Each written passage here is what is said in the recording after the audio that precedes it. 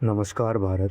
तो India nation wide E20 को adopt करने में सक्सेसफुल हो गया। अब मेरे शब्दों को ध्यान दीजिएगा। मैंने एक वर्ड बोला सक्सेसफुल। काफ़ी लोग यहाँ ऐसे होंगे जिन लोगों को इस सब से थोड़ी तकलीफ़ हुई होगी। उनका कहना होगा कि ये चीज़ सक्सेसफुल कैसे हो गया। तो इस चीज़ के बारे में थोड़ी बात में बात करते हैं। पहले समझते E20 बेसिकली है क्या। ये कोई बहुत हाई फाई साइंटिफिक टर्म नहीं है। ये वही आपका बेसिक पेट्रोल है। बस इसमें 20% कॉम्पोजिशन इथेनॉल ब्लेंडेड फॉर्म में है।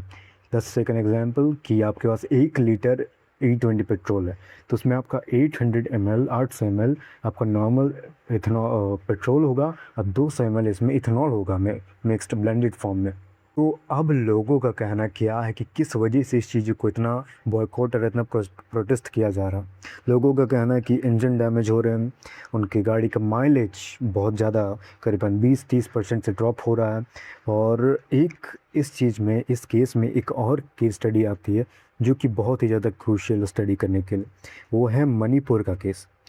एक ग्राउंड रिपोर्टर एक विलेज में जाता है मणिपुर के, और वहाँ के एक इथेनॉल प्लांट जहाँ से इथेनॉल का प्रोडक्शन हो रहा है, इथेनॉल प्लांट का ग्राउंड रिपोर्टिंग करता है और उस गांव की कंडीशन दिखाता है जहाँ वो इथेनॉल प्लांट प्लांटेड है। उस गांव की कंडीशन दिखाता है कि किस तरीके से कितना गंदा तरीके से वहाँ पॉल्यूशन हो चुका है। वो one of the most polluted village in India बन चुकी है। उस जगह में रहना इतना कठिन हो गया है लोगों के लिए। वहाँ कैंसर, स्किन प्रोन डिसीजेस,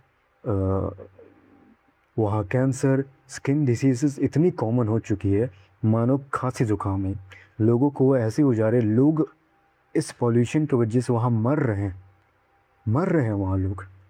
जब E20 पेट्रोल को डिस्कशन किया जा रहा था, इसे इम्प्लीमेंट होने की ड्यूरिंग और इसको नेशन वाइड टोटली अडॉप्ट करने से पहले, तो नितिन गडकरी जी हमारे हाईवे के नितिन गडकरी जी हमारे इथेनॉल के ब्रांड एम्बेसडर, उन्होंने ये बात बोली थी कि आप जो इथेनॉल ब्लेंडेड फ्यूल होगा, जो पेट्रोल E20 या फिर इथेनॉल जो भी कंपोजिशन का फ्यूल लॉन्च होगा, उसके प्राइसेस बहुत ही लो होंगे। कम से कम जो हमारे बेसिक पेट्रोल है 100-110 रुपये लीटर जो भी है, उससे बहुत ही ज़्यादा कम होगा इसका प्राइसेस। लेकिन ऐसा कुछ देखने को नहीं मिला, बल्कि जो आपका नॉर्मल पेट्रोल था इससे भी 10 रुपये 20 रुपये ज़्यादा अभी करंट आसपास 120 रुपये लीटर E20 बिक रहा है लोकल मार्केट में। I am not sure about the current state, but 120 रुपये करीबन अभी था। अगर आपने ये वादा किया था कि प्राइसेस ड्रॉप होंगी, तो आपको ये पूरा करना चाहिए था। और अगर आप श्योर नहीं थे इस चीज़ के बारे में, इस प्रोजेक्ट के बारे में कि ये सक्सेसफुल होगा नहीं होगा, प्राइसेस ड्रॉप हो पाएंगे नहीं हो पाएंगी, तो आपको इस तरीके की श्योर होके वादा नहीं करना चाहिए था। आप लोगों को पहले होप देते हैं और फिर उसी होप के ऊपर आप अपना पॉलिटिक्स का गेम रचा रहे। ऐसा नहीं होता। इंडिया एक डेमोक्रेटिक कंट्री है। कम से कम आप प्राइस कम नहीं किए तो कम से कम सेम प्राइस में लॉन्च कर देते, तब लोगों को तकलीफ़ नहीं होती। लेकिन आप जो नॉर्मल पेट्रोल का प्राइस ऑलरेडी इतना हाई था, उससे भी और हाई प्राइस पे आप इथेनॉल को लॉन्च करते हैं, इथेनॉल ब्लेंडेड फ्यूल को सॉरी लॉन्च करते हैं, और लोगों को बोलते हैं कि आप एक्सेप्ट कर लीजिए। तो ऐसा तो शायद ही किसी डेमोक्रेसी में होगा। और सबसे बड़ी दुख की बात, सबसे बड़ी अनडेमोक्रेटिक बात तो मुझे ये लगती है कि जब ये E20 का कंसेप्ट लाया गया, ये था कॉमन, ये बताया गया था, लेकिन जब ये गाड़ियों में डालना शुरू किया गया, तब ये बहुत अच्छे तरीके से क्लियर मैसेज नहीं दिया गया था लोगों को कि आपकी गाड़ी में हम E20 पेट्रोल डाल रहे हैं, E20 इथेनॉल ब्लेंडेड पेट्रोल डाल रहे हैं, जिसमें कि आपका माइलेज होगा। ये सब चीज़, कुछ भी चीज़ क्लियरली नहीं बताया गया था। ये चीज़ बताया गया था, मैं मान रहा हूँ थोड़ी, लेकिन बहुत ही माइनर लेवल पे।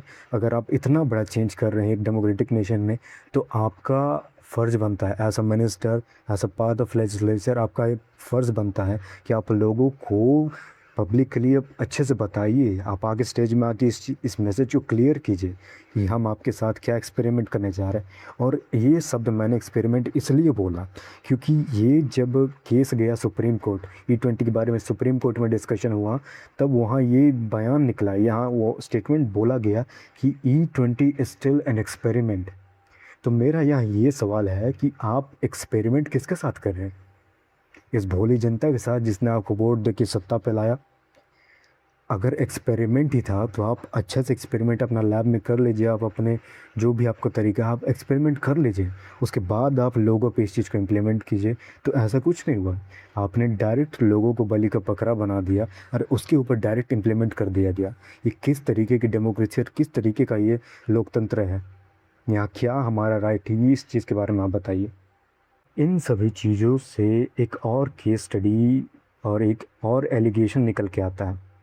हमारे नितिन गडकरी जी इथेनॉल के ब्रांड एम्बेसडर, उनका उनके दो बेटे हैं और उनकी एक कंपनी है जो कि इथेनॉल प्रोडक्शन के रिलेटेड है। और ये एलिगेशन उनके ऊपर दिया जा रहा है कि इथेनॉल जब E20 का कंसेप्ट था उससे पहले उनका कंपनी का टर्नओवर बहुत कम था और अभी उस कंपनी का टर्नओवर करोड़ों में है, कुछ 100 करोड़ में है, बहुत ज़्यादा है में। तो ये उनके ऊपर भी एलिगेशन है, इनके ऊपर ये क्लियर एलिगेशन है कि E20 का कंसेप्ट उनको अपने पर्सनल बेनिफिट के लिए लाया गया है। और ये जो E20 का कंसेप्ट था ये 2030 तक लागू करने का गवर्नमेंट तरफ से नोटिस आया था। लेकिन मेरा सवाल ये है कि 2025 में ही इसको क्यों एज अ कंपलसरी चीज़ लाया गया, इसको क्यों इतना जल्दी इतने हड़बड़ में इम्प्लीमेंट किया गया और 2025 तक में ही इसको करना क्यों ज़रूरी था? आप धीरे धीरे धीरे करके आप 2030 तक भी कर सकते थे, 28-29 आप कर सकते थे, लेकिन क्यों 2025 तक में ही से पूरी तरीके से इम्प्लीमेंट नेशन वाइड कर दिया गया? और एक बात और यहाँ निकल के आती है कि हमारे LOP राहुल गांधी जी और बाकी भी ओपोजिशन लीडर्स बाकी मुद्दों पे तो बहुत स्टैंड लेते हैं, बहुत ही ज़ोरों शोरों से सेंटर के अगेंस्ट खड़े होते हैं और बोलते हैं कि क्यों ये पॉलिसी है, क्यों ये है। लेकिन अब राहुल गांधी क्यों E20 के ख़िलाफ़ खड़े नहीं हुए, वो क्यों प्रोटेस्ट नहीं किए और बाकी ओपोजिशन लीडर्स क्यों नहीं खड़े हो रहे? मैं ये नहीं बोल रहा कि उनकी तरफ से कुछ भी स्टेटमेंट नहीं आया, उनकी तरफ से आया है, लेकिन एक क्लियर मैसेज, एक क्लियर स्टैंड नहीं आया कि हम E20 को अपोज़ करते हैं। ओपोजिशन E20 को अपोज़ नहीं कर रही है, इसका भी एक एलिजेड रीज़न है, उनके ऊपर ये एलिगेशन लगाया जा रहा है कि ये एक कंसेप्ट निकल के आ रहा है कि कांग्रेस और बाकी ओपोजिशन लीडर्स के जो MP और MLA हैं वो भी बहुत सारे इथेनॉल प्लांट्स ओन करते हैं। तो अगर ethanol plants or related industries, I'm not sure about particular person what they acquire, but the thing is कि उनका अपना भी पर्सनल बेनिफिट बताया जा रहा है।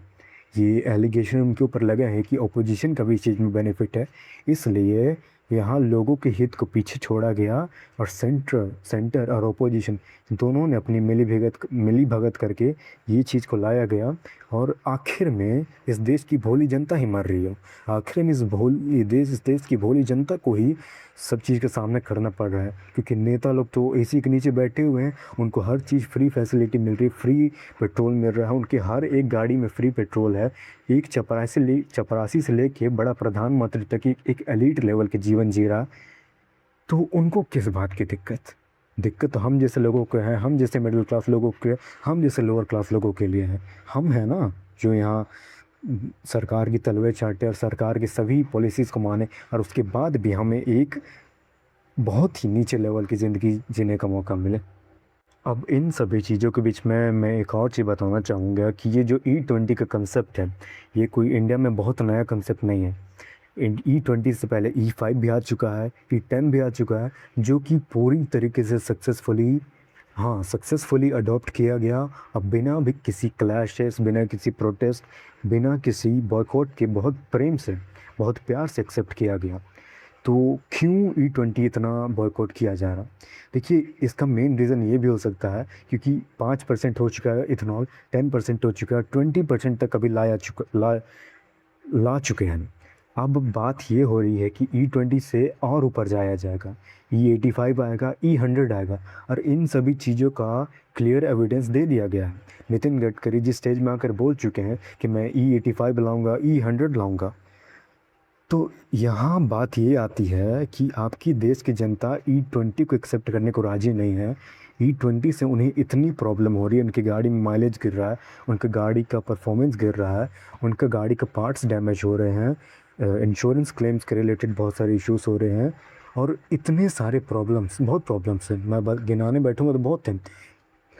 तो इतने सब होने के बावजूद सरकार में इतनी शर्म नहीं है कि वो पहले E20 को तरीके से लोगों से एक्सेप्ट करवा ले, तरीके से लोगों की राय ले ले, सभी के साथ सलाह मशवरा करके इस चीज़ को पीसफुली टोटली इम्प्लीमेंट कर ले।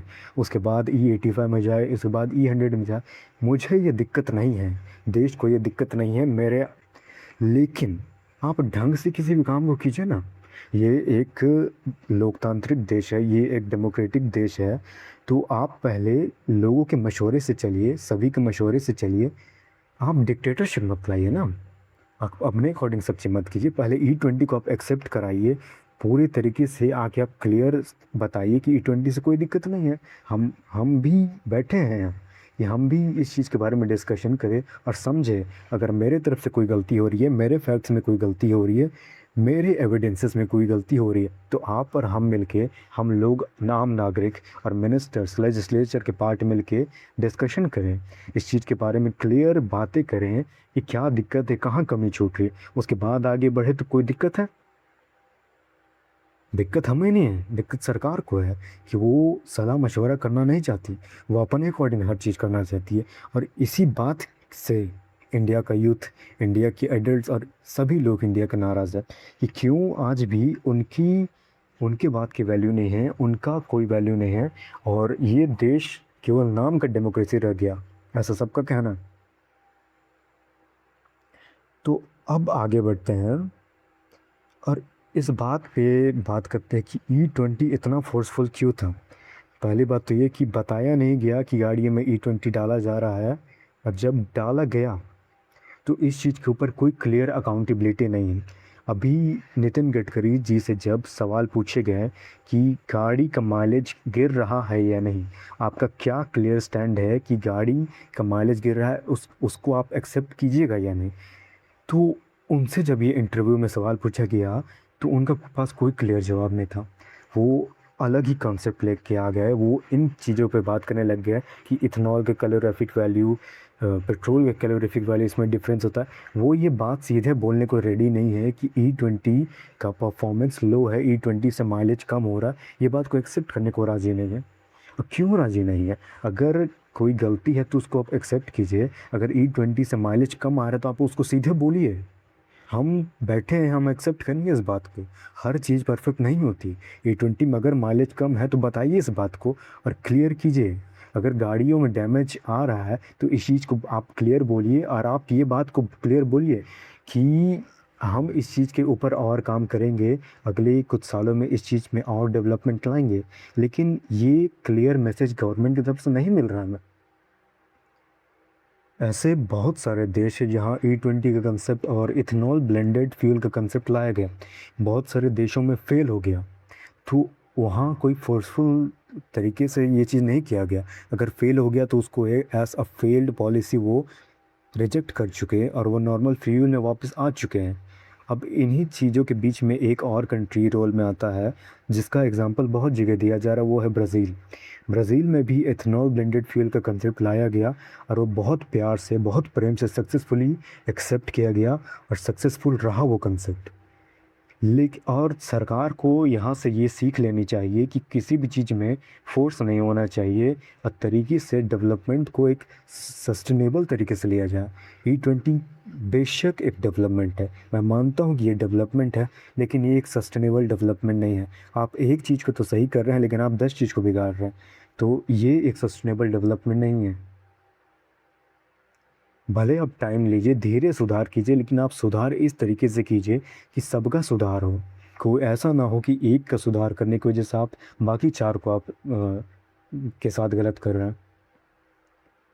तो मेरा आखिरी मैसेज यही रहेगा कि ये एक डेवलपमेंट मैं इसे मानूंगा, बेशक डेवलपमेंट मानूंगा, लेकिन मैं इसे एक सस्टेनेबल डेवलपमेंट नहीं मानना चाहता हूँ।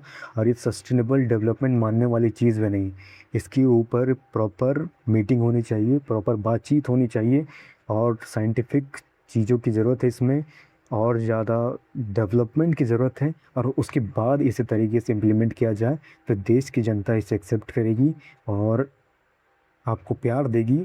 हमारा मकसद ये नहीं है कि हम किसी पॉलिटिकल पार्टी या किसी भी पर्टिकुलर पर्सन या मिनिस्ट्री या मिनिस्टर को हम क्रिटिसाइज़ करें। ये एक डेमोक्रेटिक नेशन है, यहाँ सहयोग से चलने से ही होता है। आप हमारी बातें सुनिए, हम आपकी बातें सुनेंगे।